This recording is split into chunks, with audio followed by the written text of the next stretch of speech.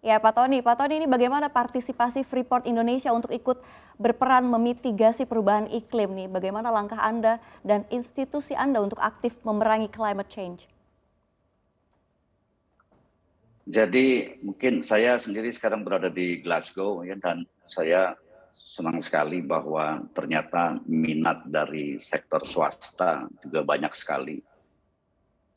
Kemarin kami hadir juga menjadi salah satu pembicara bersama dengan perusahaan-perusahaan besar lainnya dari Indonesia, ada Pertamina, ada PLN, ada Vale Indonesia, ada April Group, dan ada juga Kadin. Dan kami sama-sama semuanya bersepakat untuk mendukung pemerintah dalam rangka memerangi climate change ini dan berusaha menurunkan emisi karbon.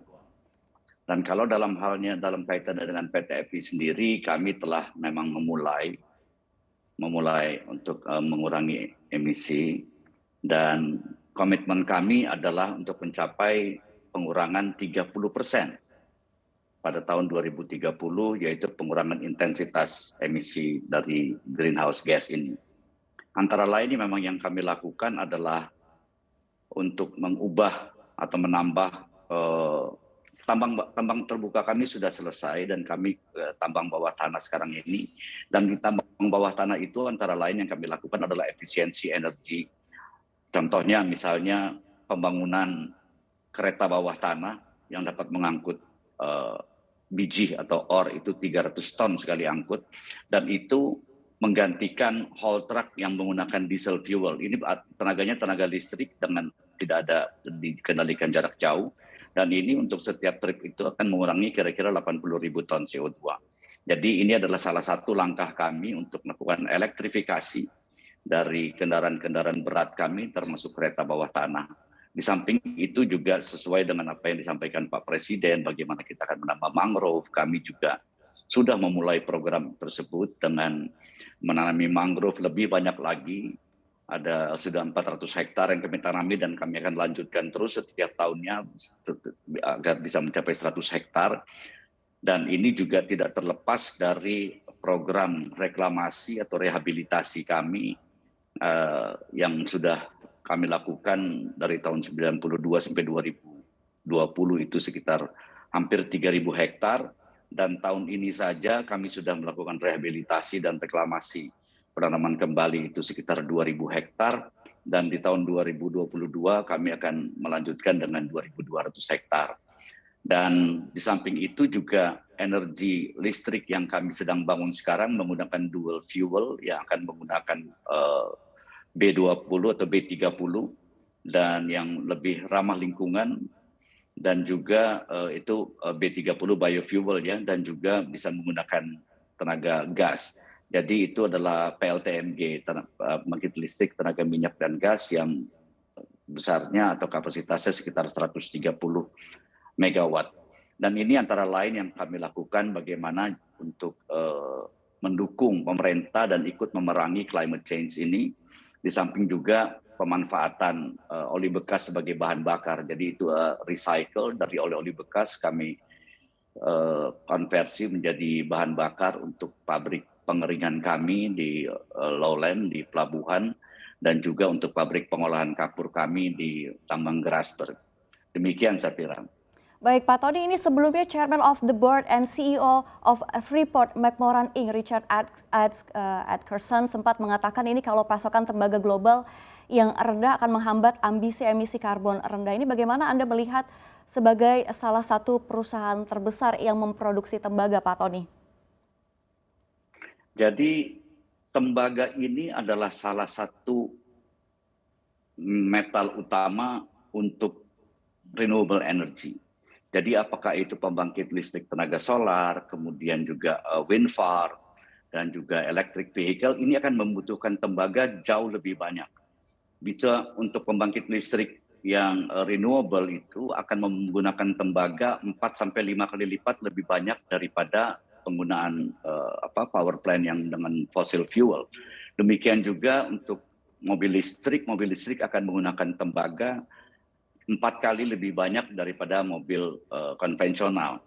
Dan ini terlihat bahwa 60% tembaga dunia itu akan digunakan untuk mendeliver energi, mendeliver listrik. Jadi memang pasokan tembaga yang banyak sekali dibutuhkan bagaimana agar renewable energy ini begitu diproduksi dia bisa sampai juga kepada para pengguna atau kepada masyarakat. Demikian saya kira.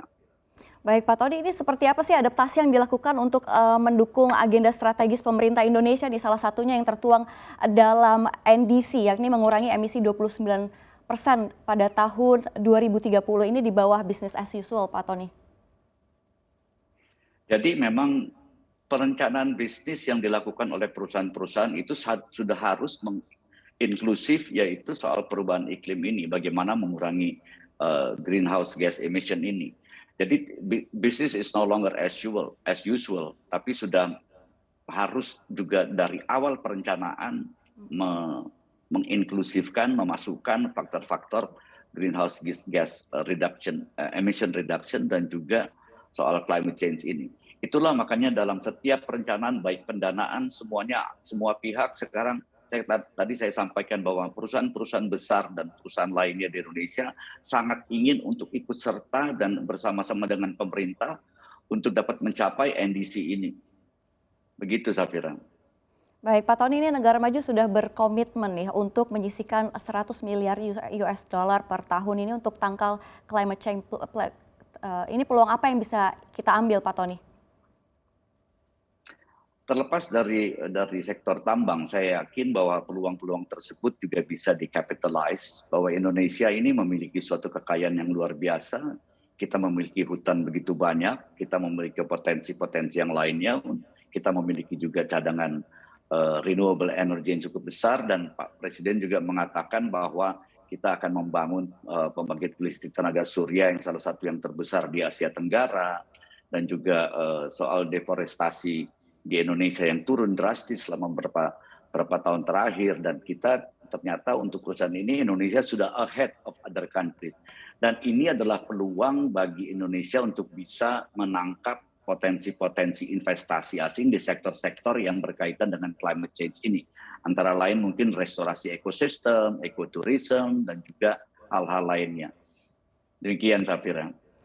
Pak Tony, ini rehabilitasi dan perlindungan ekosistem juga menjadi concern dalam COP26. Bagaimana komitmen Anda untuk ikut dalam menjaga ekosistem ini?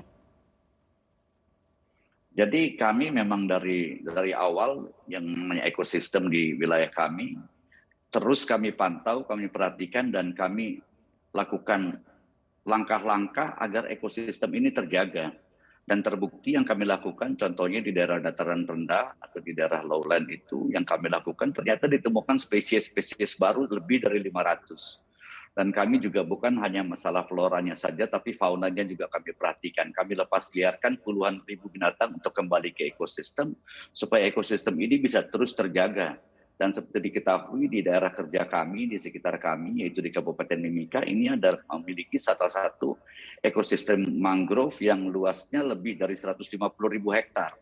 Dan tentu saja ini ditambah dengan yang kami lakukan, penanaman kembali atau melakukan planting mangrove di wilayah tersebut akan memperkaya ekosistem di daerah tersebut.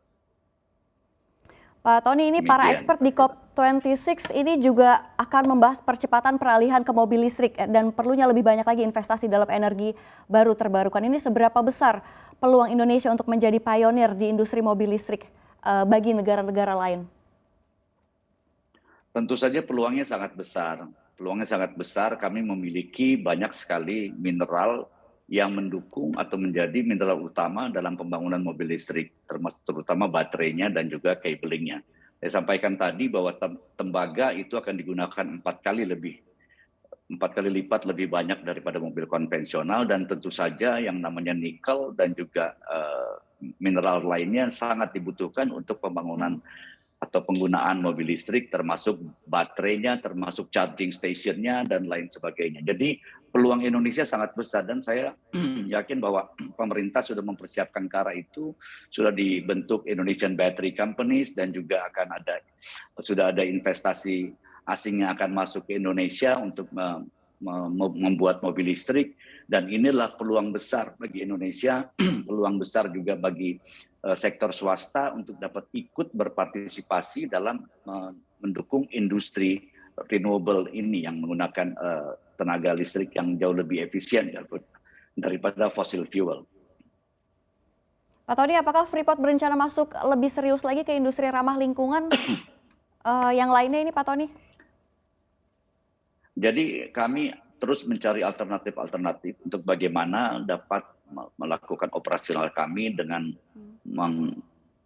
sangat memperhatikan climate change ini dengan energi yang lebih bersih, energi yang lebih baik, dan memang concernnya adalah kami beroperasi hanya sampai 2041. Dan seperti saya sampaikan tadi, komitmen kita adalah 30% greenhouse gas emission reduction intensity itu di tahun 2030.